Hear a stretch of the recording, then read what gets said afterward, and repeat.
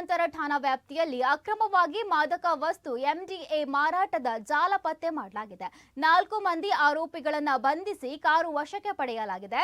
ಪುತ್ತೂರು ಗ್ರಾಮಾಂತರ ಠಾಣಾ ವ್ಯಾಪ್ತಿಯ ಬೆಕ್ಕಂಪಾಡಿ ಇರ್ದೆ ರೆಂಜಾ ಆರ್ಲಪದವು ಪರಿಸರದಲ್ಲಿ ಅಕ್ರಮವಾಗಿ ಮಾದಕ ವಸ್ತುವಾದ ಎಂಡಿಎ ಸೇವನೆ ಮತ್ತು ಮಾರಾಟ ಮಾಡುತ್ತಿದ್ದ ಜಾಲವೊಂದನ್ನು ಪತ್ತೆ ಮಾಡಿರುವ ಪೊಲೀಸರು ಆರೋಪಿಗಳಾದ ಮೊಹಮ್ಮದ್ ಹರ್ಷದ್ ಪುತ್ತೂರು, ಮೊಹಮ್ಮದ್ ಆರಿಫ್ ಪುತ್ತೂರು, ಇಬ್ರಾಹಿಂ ಅಶ್ರಫ್ ಅಲಿಯಾಸ್ ರೋಜಾ ಅಶ್ರಫ್ ಪುತ್ತೂರು ಎಂಬವರನ್ನ ಹಾಗೂ ಆರೋಪಿಗಳಿಗೆ ಎಂಡಿಎ ನೀಡುತ್ತಿದ್ದ ಬಂಟ್ವಾಳ ನಿವಾಸಿ ಮುಸ್ತಾಫಾ ಎಂಬವರನ್ನ ದಸ್ತಗಿರಿ ಮಾಡಿದ್ದಾರೆ.